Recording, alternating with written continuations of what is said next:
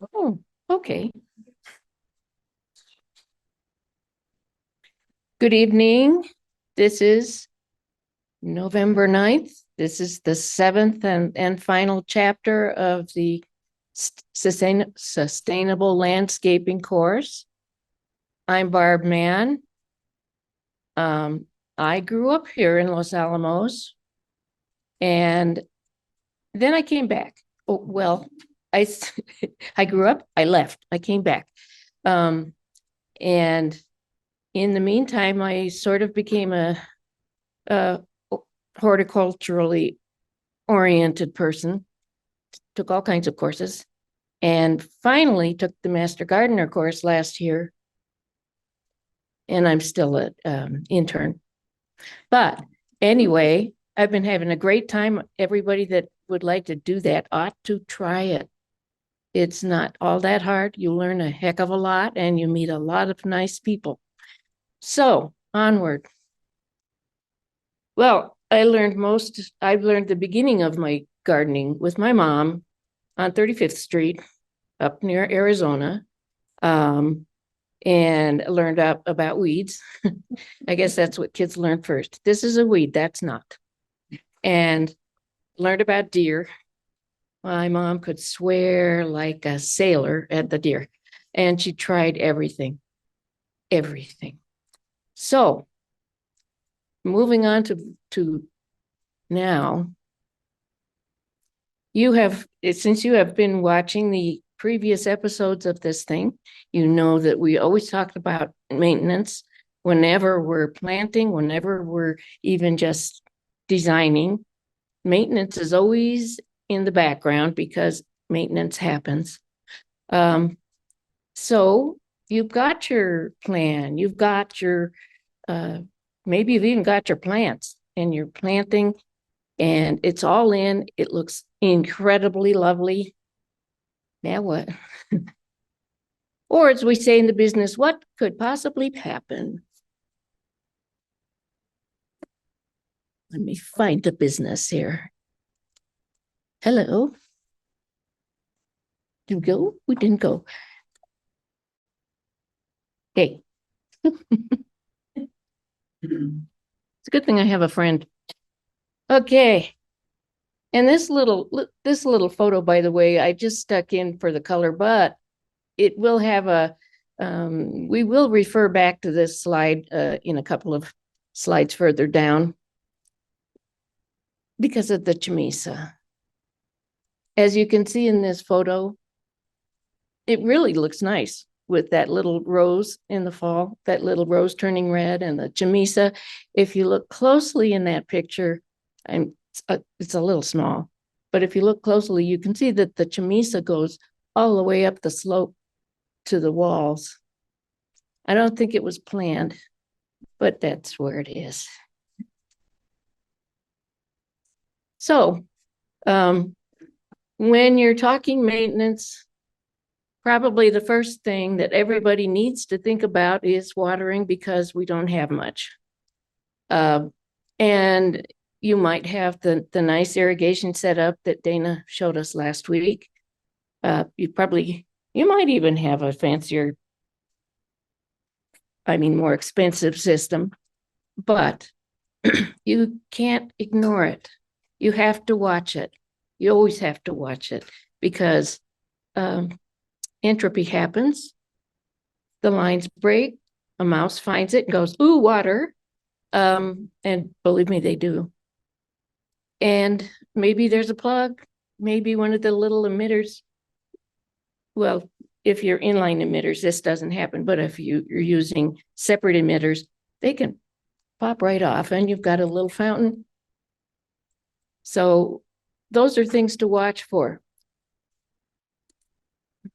This tree is a really good example of a water problem. This is at my apartment. It's in the median between the walk and the parking lot. It's one of those weird Bradford pears. Is it Bradley or is it Bradford? And I was used to those nice big spreading vase-shaped ones that were being used as specimen trees many years ago. And then somebody developed this upright, kind of strangled looking form.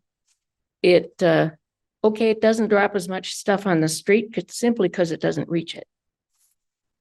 But this one, well, there should have been some message last year when the facilities guy had to keep watering this little strip. And there's a lot of trees along the street there and around the apartments. Most of them are doing okay. But this little strip, there are 2 dead shrubs. There is this pear. And I just started looking at it and going, why are the edges black? Every leaf on that one side, just on the one side, on the north side, oddly, are black. And that is drought stress. That's water stress. But why is it green on the other side? Probably because there's an emitter down there that's actually producing a little bit of water, but it's not getting over to the full root ball. And on this side, it's dry. I would dearly love to be able to dig down through those rocks and see A, where the emitters are, and B, did this thing get planted too deeply? I have a hunch it was. And then of course the rocks were piled all around it. This is a sterling example of xeriscaping, which is, frankly, I don't think a good idea. Xeriscaping, fine. Xeriscaping, not so much. So this, another thing about this little pear, it's got friends down the line that are getting water, and they have turned the prettiest russet orange red. Not this puppy. This was August when it did this, and it has stayed that way all the way up till now. The branch in the back that is green finally popped some red flowers, leaves up at the top, and it's dropping those. It doesn't know what to do with these other leaves. It's going to take a massive wind to get rid of that. And then I don't expect it's going to last another year, but okay. One of these nights I'm going to sneak out there and move the rocks. So when we're speaking about water, I should back up a little more and just say the moral of that story was always watch. And if something looks off, figure it's off and try messing around with the whatever knobs and faucets and everything you've got to see, is something not connected? Is something not working? Because as I said, entropy happens. So do any of you know about Coco Ross? Yes. It's because I told her about it. I joined Coco Ross, must have been about 10 years ago when I had my farm. And it is it's a program that was begun by the University of Colorado State, USC, UCS. CSU. Okay. I have it written down here. CSU. Anyway, it's a citizen scientist oriented thing where everybody needs to get a really good rain gauge that can then collect water, and you can see it from 0.01 inch all the way up to 11 inches, which takes a little messing around with it, because to fit 11 inches in this 4-inch size thing, you have to actually measure it in the measuring cylinder, pour that out, fill it up again, pour that out, until you've actually been able to measure all the rain that was in the cylinder. It's really quite something. It's fun. And the snow part is fun too. You can actually measure the amount of snow you've had, the amount of snowpack you've had from previous days, the water content, and all it takes is this darn little gauge, a board that you sweep off every day to look at the new snow, a metal spatula, and a microwave. That's it. And they give you all the instructions. You report it, and you get to see the map of everybody that's got one of these. There's one in the Aleutian Islands. And you can follow water trends. It's really worth getting involved with. Are you how many people in the county? Yes, until you've joined. It's been now currently 3 people in Los Alamos and 4 people in White Rock, which is fewer than I would expect. We just need more gardening nerds here. So that's a fun thing to do. There's the website. The other website is the one you go to get the rain gauge. Oh, one little thing that nobody tells you about these things. The rain gauge has a collector at the top with a hole, and it's angled like this. And it's not a very big hole. But one day I came home and there had been a slight rainfall. There was about 0.02 inches of water down in the bottom of the gauge. There were also about 1/4 inch of the little green sweat bees. I was mortified. I'd killed an entire nest of these little green sweat bees. And so I spent a lot of time trying to figure out how to allow the water to get in there without including the bees. And finally, the simplest thing that worked was just a rock that's just a little bigger than the hole, lets the water through, the bees don't go in. So remember that if you do this, get yourself a rock. Alrighty.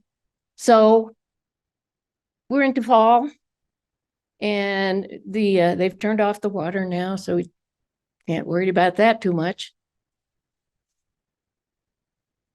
I like mulching things in the fall just because bare dirt is bare dirt. And I have to keep it convincing my sister that she needs to be mulching everything. And we've got leaves everywhere. Oh, we did till the guys came through in the little carts and picked them up recently. I almost wanted to tackle somebody and say, "Can I have your leaves?" But yeah, those are free. They're wonderful. You can crunch them up and they're good to put on things. You can also buy mulch. It varies from inexpensive to horrendously expensive. But and you should, if you're going to do that, do it now because they're going to run out real soon. And while you're at it, you might look for spots on your garden with thin soil. My sister's garden is right on the edge of the canyon, and it kind of sublimes. So we keep adding whatever soil, compost, leaves as needed, mulch, basic mulch. And then, like I said, I keep trying to convince Marla, don't clean it up too much. They always used to say, oh, you should scrape the leaves off so the bugs can't live in them. Well, that's where the bugs live. We need the bugs. We need the insects. For one thing, they're their own thing, but they're also food for birds, and they're food for the entire ecosystem. We need them. We are losing them. So whenever you can, arrange to put some leaves around the edges so that the critters have places to go, places to hide. And oh, this does remind me of one thing. The design that we've been using all along, the lot and how to design for it, has always had this one area of compacted bare dirt up in the corner. And I've been having second thoughts about that. If that were my yard, I would now go out there and look to see if there, or I would have done this before it got too cold. Are there holes? Are there bee holes? That's the exact spot that the ground nesting bees would like. A warm area, a hot area, a compacted area where they can dig their nests. So don't be too ready to go and get rid of something like that. I would put rocks around it, and if I found evidence of bees and sunflowers, because I know those bees love sunflowers. Barb, can you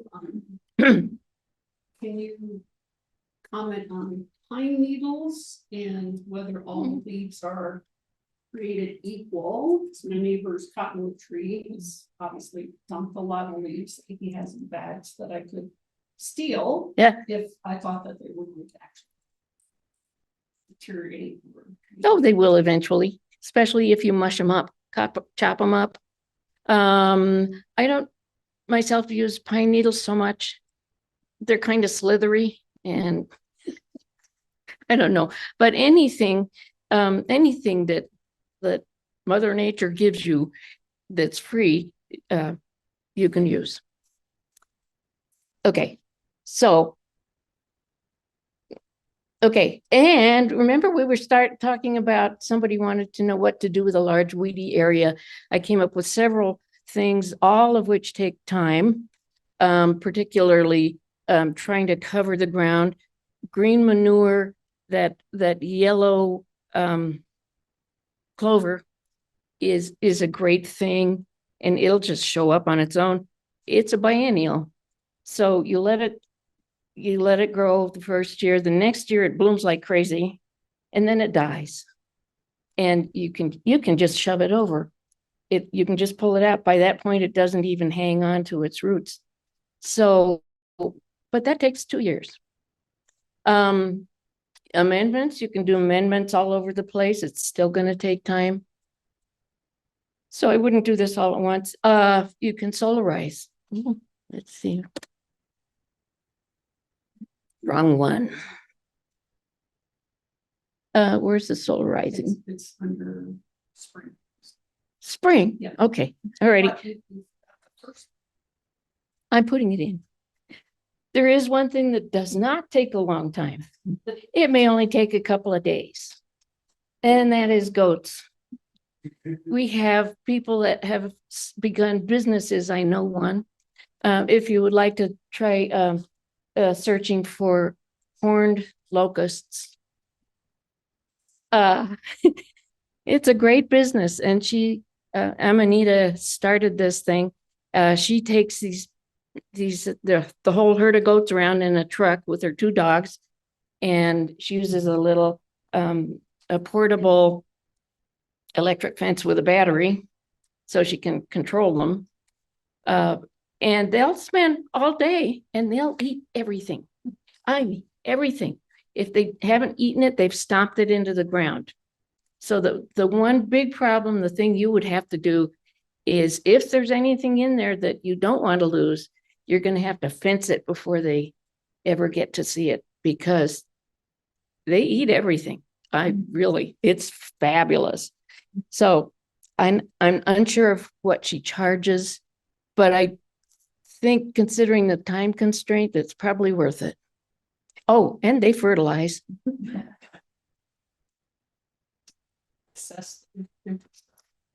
Oh, that was something to do in fall if you're really not busy yet, is you can check out your fences, your walls.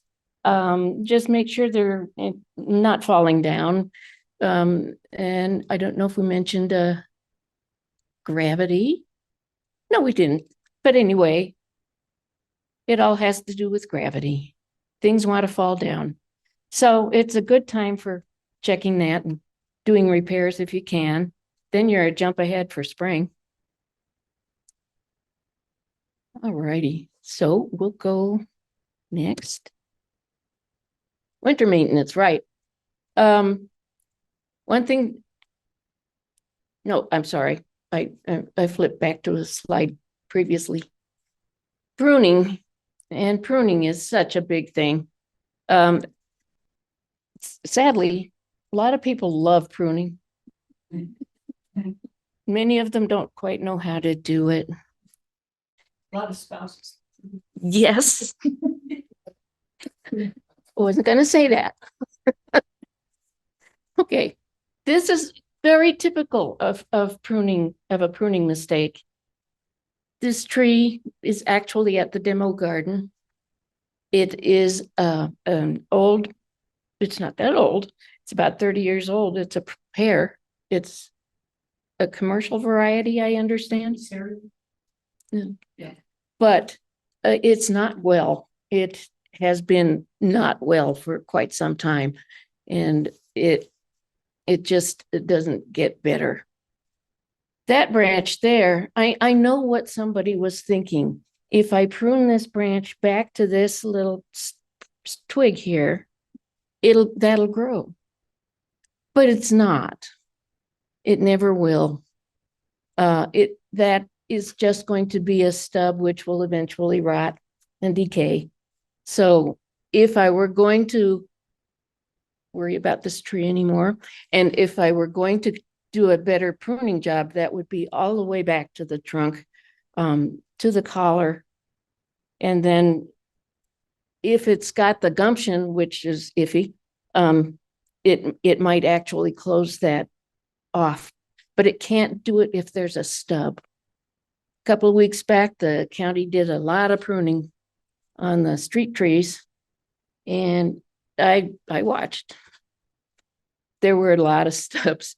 There still are some, but one was really bad. I was driving by and I almost stepped on the brake, and I didn't have my camera with me, so I didn't get its picture.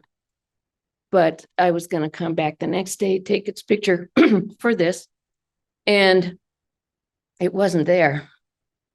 I was really pleased because that meant the supervisor had noticed that whoever had cut this had made a mistake, and it was fixed. They're not all fixed, but that's okay. You go back a slide.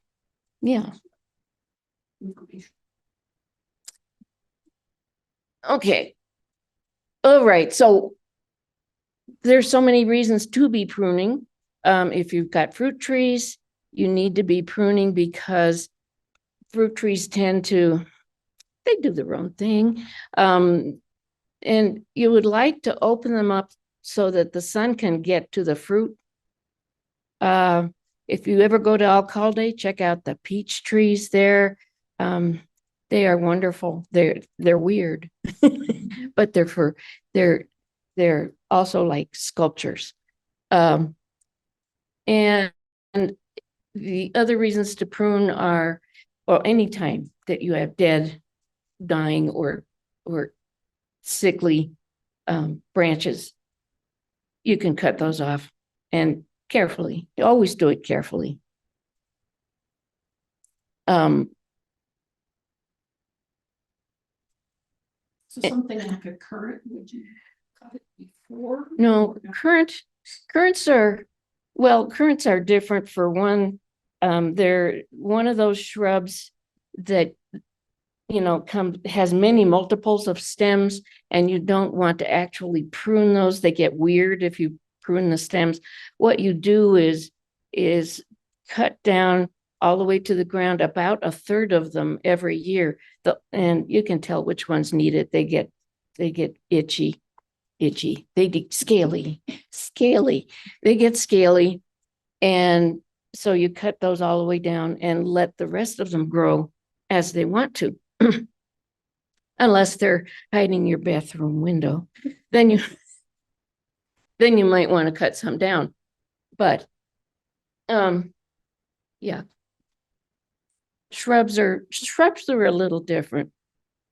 I know we got a little New Mexico privet at the community garden over here that sadly got a little, somebody thought it was a real privet. and clipped all the tips. And let's call it a forastera. Because it wants to make branches, and you can clip it's an olive, and you can get a lovely bendy tree, small tree, or a shrub, but it doesn't want to be a sheared privet.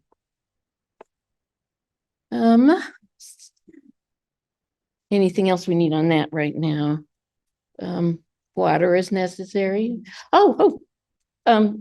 If we have a dry winter, we need to water all the plants. Well, we can't water all of them, but your valuable trees, your valuable perennials, about once a month. And have you noticed all the holidays seem to be we get a holiday about once a month? Well, Merry Christmas, water the plants. Happy Valentine's Day, still watering the plants. Okay, that's a good way to, and start your seedlings in anywhere from February to March, depending on what they are. If you're starting leeks, it better be February. Oh, yeah, the mangled fruit tree. This one is on Barranca Mesa, and I'll get more of Barranca Mesa, and I better do it quick. Anyway, this, I don't know what kind of fruit tree this was, but it's another case of, if there's any green on this branch, I want to keep the branch. The rest of it I can cut down because it's dead. And that really, it's real. This thing is just, if a tree can scream, it's screaming. It's very, very unhappy. And actually, I did see an entire yard full of small fruit trees, old, that this had happened to them. They were just a couple of sprigs, maybe a few leaves. Those need to be taken out. They need to be removed. If you want some more trees, please plant some more trees. Not all at once. Plant them on a staggered schedule so they're not the same age. But don't do that to a tree. Clean up. Yeah, okay. That's the thing about maintenance. It's all about cleanup. So perennials, cut back to the what's trying to grow. If you see it, don't cut it. But if you see it, you can cut down to it. And take off the mulch. Weed, you're going to start weeding as soon as anything starts coming up. It's going to be weeds. Amend, fertilize. Oh, did I say divide those perennials? Do that. Especially things like Shasta daisies, which I've looked for Shasta daisy seeds to put in the seed catalog. They are so tiny that you have to imagine them almost. They're like almost microscopic. They have stripes. They're really cute, but they're tiny. It just so much easier to divide and conquer. Alrighty. So there you are, getting into growing season. Okay, weed, deadhead, water. And then you get to start harvest. Summer just doesn't end.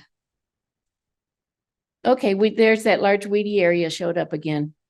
Oh, and this is when you do solarization, if you want to do that, which is taking clear plastic. Well, you level a small area, because this doesn't work on big areas, but it works on small areas. Level it about the size of your piece of plastic, however big that is. And once you've got it leveled, you dig a trench around the whole thing, 4 to 8 inches deep, which sounds like a lot of work to me. And then you water it thoroughly. You put the plastic down all around it and put dirt back on the edges so that the plastic edges are in the ditch, and you fill it in. And you leave it there for at least 6 weeks. 3 to 4 months would be better. So this is, once again, it's going to take a while. It'll take the whole summer. What happens is everything about 6 inches down is gone. Everything. Plants, seeds, critters. And this is a problem as far as I'm concerned, because a lot of the critters that are in the soil are good for the soil. Most of the nematodes that you'll find in soil are beneficial, not bad. So I'm not a fan of solarizing. And as I said, if you've got a real problem and you have a smallish area, you could try that. But yeah, then that website has pictures of solarization happening. So you can look at that. It's worth a gander. But that was one of the other options for that weedy section. Well, on to the fun part. So yeah, we always fall in love with something, and maybe it doesn't love us back, but we're going to try it anyway. And it's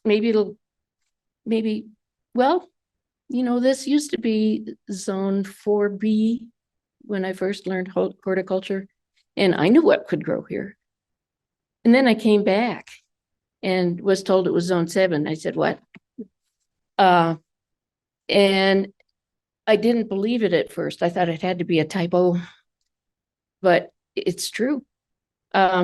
Just from what can grow here now, I'll accept that we're probably zone 7. That's why we have agapanthus growing in the demo garden. I met that in California on the coast. I've seen it a few times in Albuquerque. This is a kind of it's not really a grass. It's got long leaves. It's got big blue flowers on tall stalks. And it can make a huge clump. And the one in the demo garden is not a little one. It's the first time I saw it, I practically jumped across the parking lot and said, that's not an allium. It's an agapanthus. It's a lily of the Nile. And it's doing just great. So, and other things, dahlias, I have grown some now without lifting them in El Dorado. Of course, it was on the south side of the house. And I think that section never really got as cold as anything else. But you can do dahlias, some of them. Don't take that for me and say I can do all my dahlias without lifting them. You'll be sorry. Okay. And yes. So some things maybe still aren't suitable for the climate, but we want to push the zones. We always do, because we're experimenters. So also don't trust your microclimates over time. Keep checking on them. If you've got that big pear tree, there's a garden right next to it that is the garden that gets the most water in the garden. It's designed to show a formal garden that gets all the water it could use. It gets shade because of the tree. And that tree's going to go. And that garden's going to I'm sorry. There is a word. Transition really fast. We'll see what happens. We will see what happens. Okay. Oh, yeah. Some of my references were way out of date and did no longer apply to here. I have a wonderful book, The Best Plants for Santa Fe, which I just inherited from a dear friend. And I keep it because she's got all her favorite plants written in there, but it doesn't apply too much anymore. Things change. Yeah.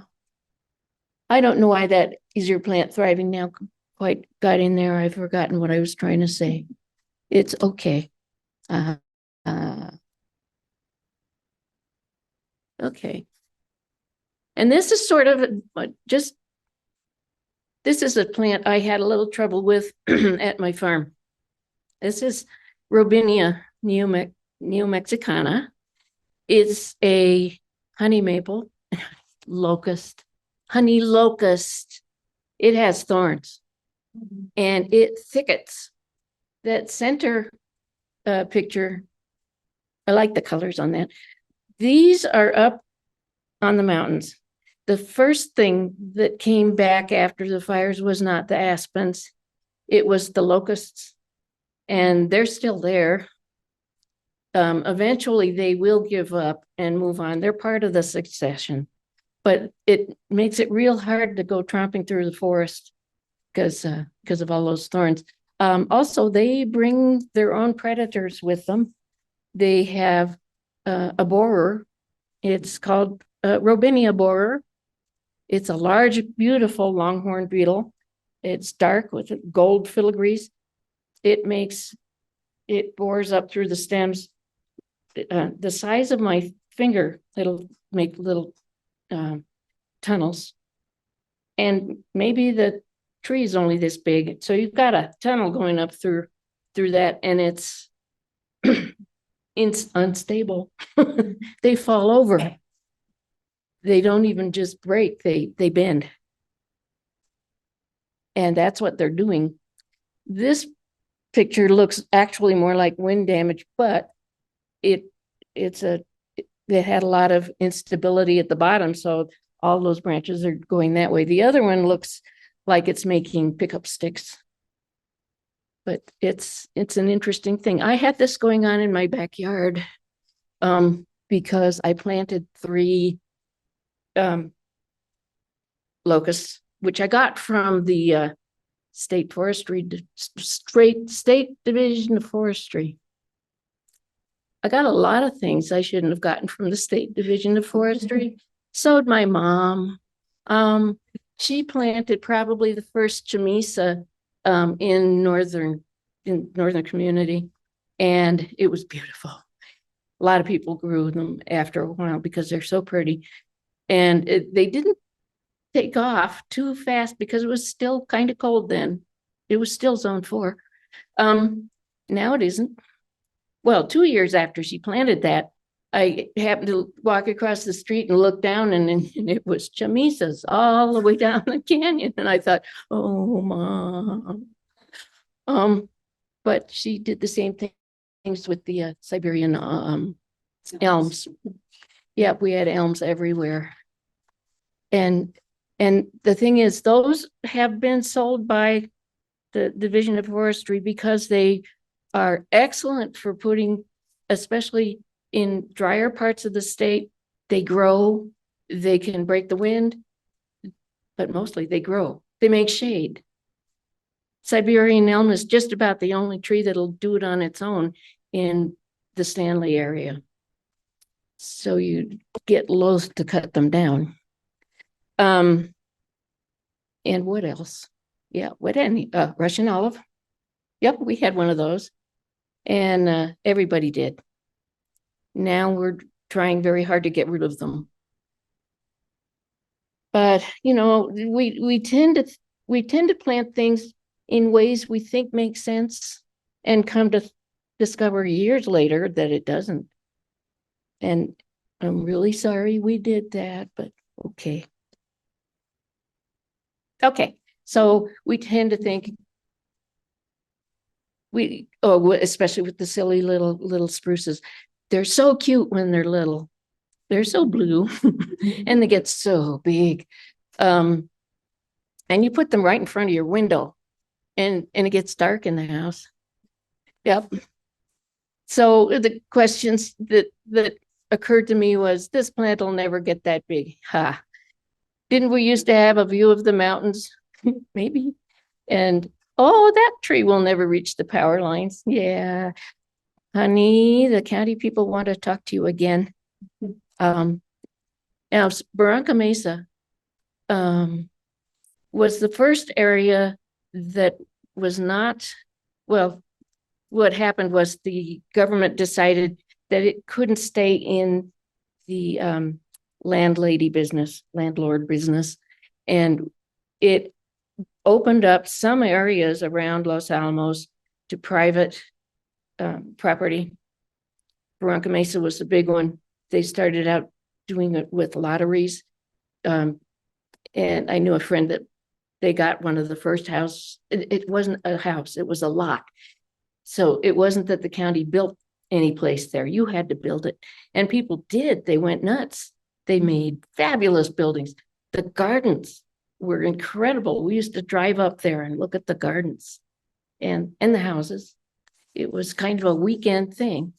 But people were putting in all the things they ever wanted to plant, including a whole boatload of blue spruce. This area was originally almost a savanna with ponderosa pines. The conifers, the actual pointy conifers, the Engelmann spruce, the blue spruce, the yeah, those guys. They like the canyons. That's where they lived, where it was cooler, because they've always wanted it colder, cooler, moister. Whereas ponderosa can take a lot within limits. So there we are with this big change in Barranca Mesa of planting all these plants that have never been there before. In my sister's cul-de-sac, there's a sugar pine. It's terrific. It's as big, it's as tall as the giant blue spruce now. And it makes cones like this. They put it on a hill so that they wouldn't hit anybody. They kind of roll down and you can pick them up. But it's an amazing tree. Oops. Okay, this is not on Barranca Mesa. This is behind the lodge. This is a probable silver maple. But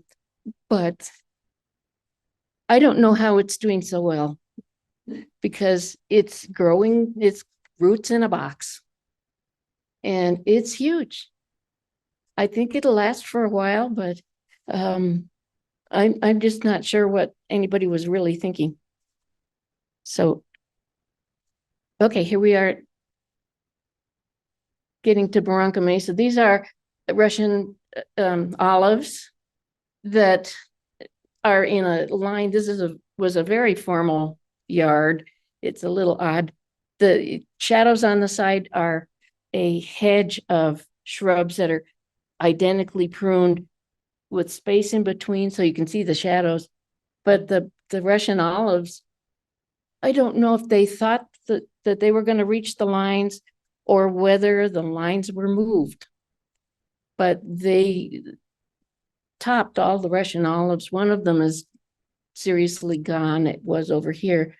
But it's just another weird thing to do to a tree.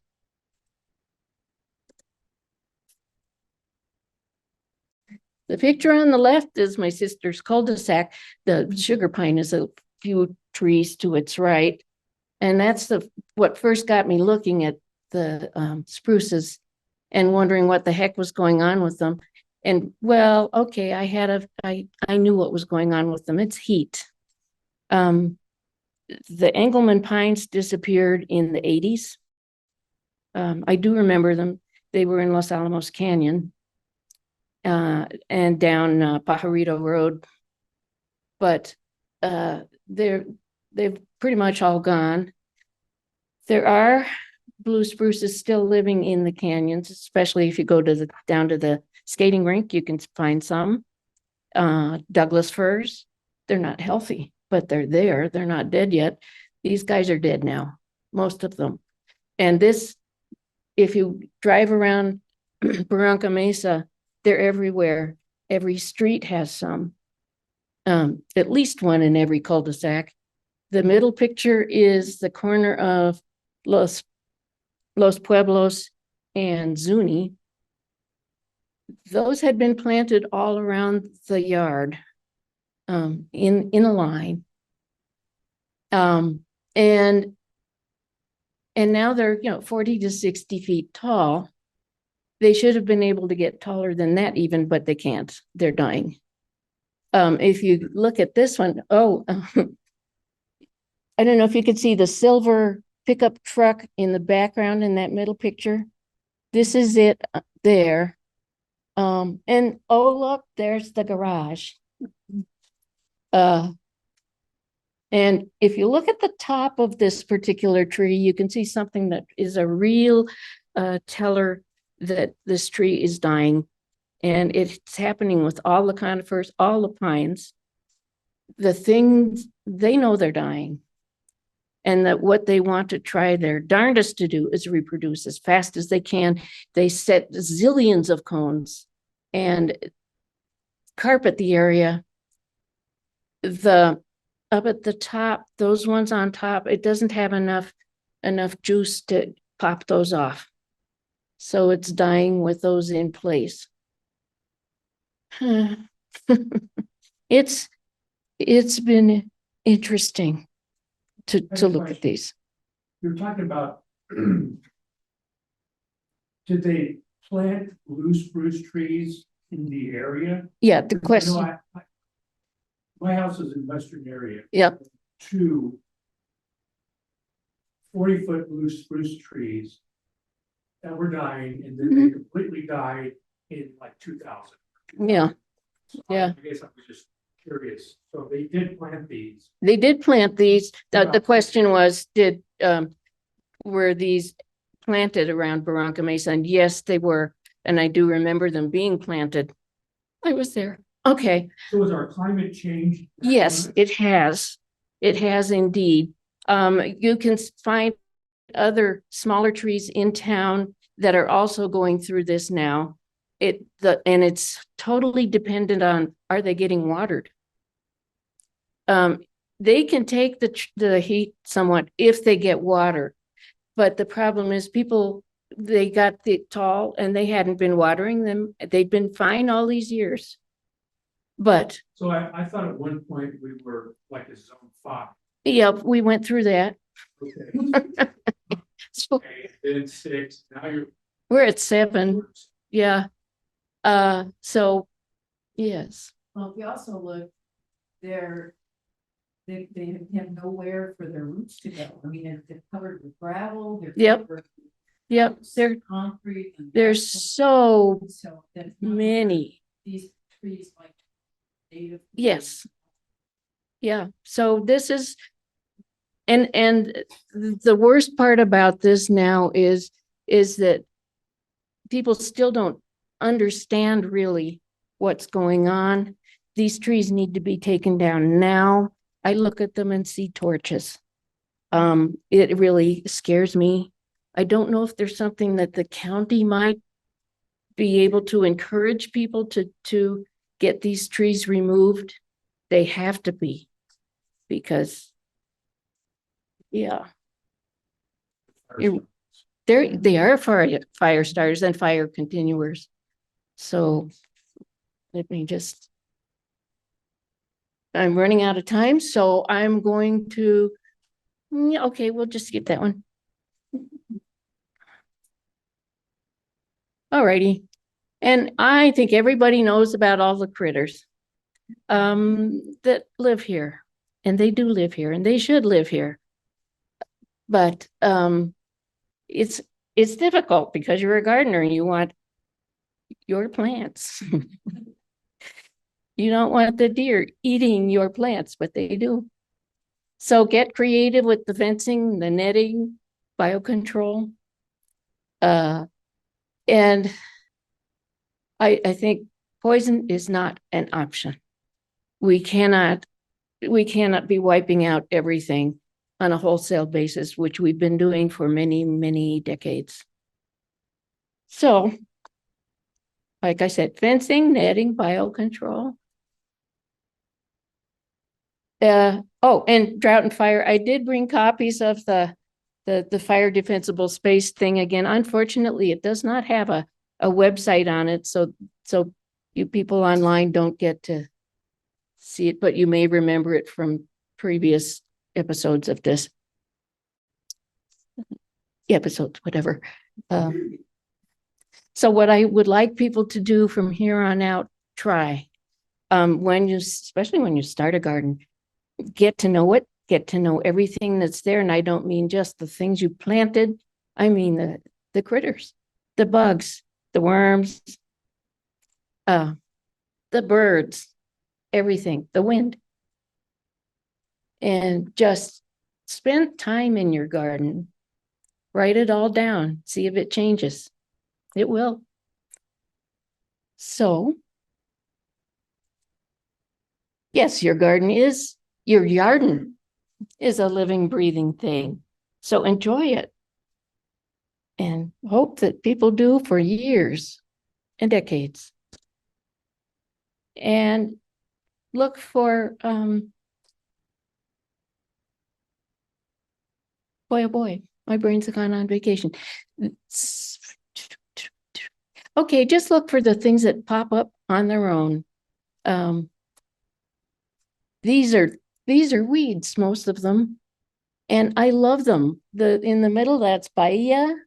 It's this lovely little yellow daisy in front of wisteria with one little hollyhock. Over here, we've got in that same area as the tree, this purple aster, only it's two purple asters. One of them's pale and lower, and the other one is deep purple and taller, and it came up right in the middle. I just serendipity. There we go. Serendipity. And the other one is in the library box. That's the white thing is a cosmos species. It is a weed, but I love the way it curls around and kind of cuddled up to that mom. Just look for those things. They'll make you happy.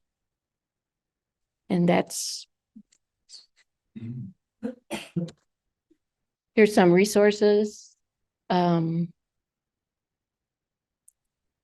of them I had already, but I also included a few books. If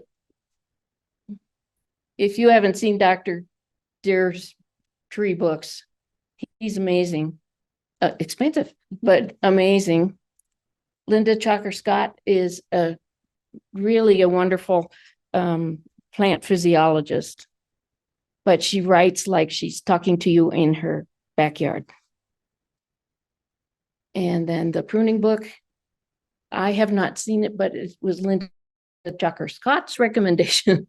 And then there was there's that text on the bottom, which is really, if you want to get into the scientific end deeply, I think I have other things to do now, but.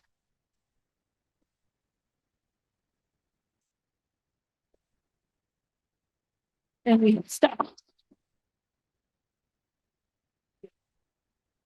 Can we ask a question? Yes. At the beginning of the photo, a tree that's doing really well on one side, and the other side, the leaves are kind of black.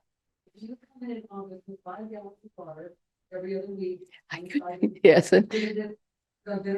Yeah, actually, the first tip off that there was something wrong and they knew about it was last year's facilities guy used to be out there every week watering that little strip. And I thought, well, that's interesting. And then he's quit. They didn't get another facilities guy till about last month. So that got through the entire very hot, very dry summer. And so I should have been sneaking out with a 5-gallon bucket every week.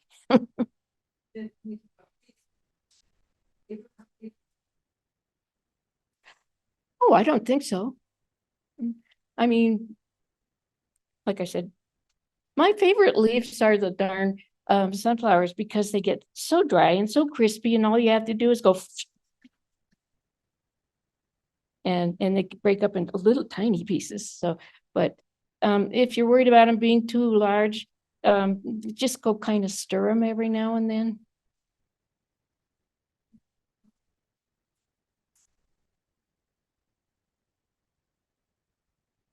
Barb, there were two questions online. Oh, yes. Sorry. Boo. I was just gonna ask. How do you prune a butterfly bush? Ooh, Can you yes. prune a butterfly bush? If so, how? Okay. Butterfly bushes. Well, for starters, you need to know when it blooms. There's two kinds of butterfly bushes. Let's ignore the second kind. The one that everybody has, though, blooms early summer. And you want to make sure that you do not prune that one in the spring or the winter, because what you're going to be pruning off is the flowers. You can prune it after it blooms in the summer. And I normally lilacs do this too. They tend to have opposite leaves. And if you just cut off the flower heads, then you get sort of weird candelabras. So I cut them down to about half of what's there.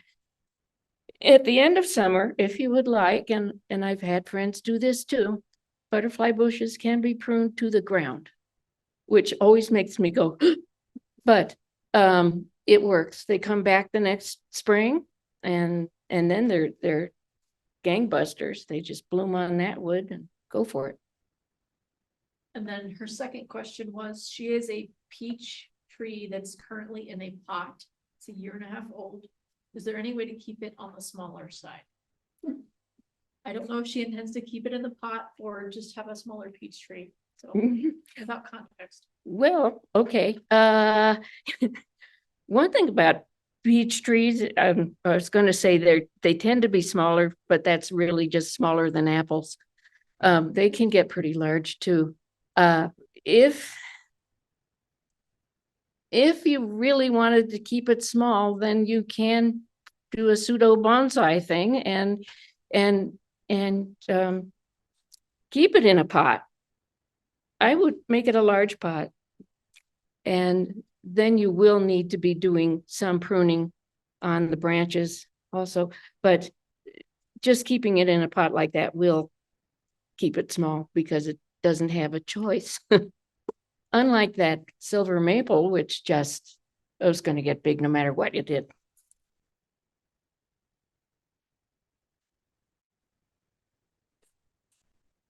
Well, I'm assuming that you're going to be moving it up from a smaller pot, and then that would be really difficult. But I think it would stay small-ish for a fair time, even without root pruning in a pot. I would worry about the roots though in wintertime, if it's in a pot, you know, that's. Oh, yeah. Around, and Yeah. then it freezing, then. Yes, no, any potted plant like that is going to need protection in the winter. If you've got, well, I have this balcony and I'm putting in covered support things that I actually bought from Gardener Supply, and I'm keeping potted iris in there over the winter. For one thing, I like keeping them in terracotta pots, and if you don't protect them, you're gonna lose the pots. And a big pot like that it doesn't have to be ceramic, I guess. But if you've got a spot where you can keep it possibly even partially covered, maybe with some straw tucked around it, it'll do all right. As long as we have another winter like last year, it'll do fine. There's one more question. Okay, she has a lot of ponderosas and conifers on her property. She has a sprinkler system and they water as much as they can over the winter. What should I do to make them survive a bit longer? Should I trim off limbs? Should I do other things? Well, I think the biggest thing that you can do for them is to water them. And I would only trim off limbs that that are having problems. If they've got leaves, needles, and are still looking green, don't cut those off. It's gonna need all the help it can get to photosynthesize and make sugars for its roots, which is the whole name of the game. So don't cut them off. You don't want to introduce insects. If you cut off branches, you might be introducing places where insects. Yes. Yes, the comment was if you cut off branches, you may introduce places for insects to invade. And ponderosas tend to be self-pruning anyway. Yeah. You know, they'll drop their branches, so. Yeah. I agree that I just Yeah. kind of let them just let them be. Self-pruning ponderosas, sort of like self-pruning cottonwoods.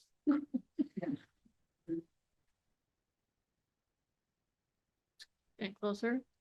Thank you, Barb. Thanks again. Thank you. On behalf of Angela with the extension, who wasn't able to make it tonight, and I am Abby Hayward with the DPU. Thanks everyone for coming and supporting our program. We could not have done it without our Los Alamos Master Gardeners. Their knowledge is invaluable. So if this has inspired any of you who are not Master Gardeners to become them, the next class, they are taking registration right now, starts January 15th. Goes through the end of April. It's $200. I do believe they might offer some scholarships if that's something that you would need. You can register by calling the extension office.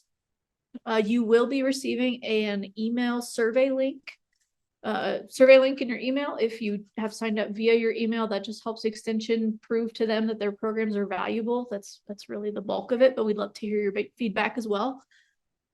Don't forget to use your Master Gardeners here in the room. You can access their website. They're full of resources. They're trained to answer your questions, so make them answer your questions. That's how they get out of intern phase, right? Yeah. As well as the extension office. DPU, I am here for any of your water, and I also do energy conservation for your home, business, whatever you may have. We can provide advice for you there. And then all the recordings, there's the website. We will have tonight's recording up next week. Otherwise, thank you so much. The YouTube presentations will be available until YouTube ceases to exist. So they'll be there forever. So if you have friends, family, colleagues, whatever, who are interested, you can just point them to this series and have a good evening. Thank you. Thank you very much.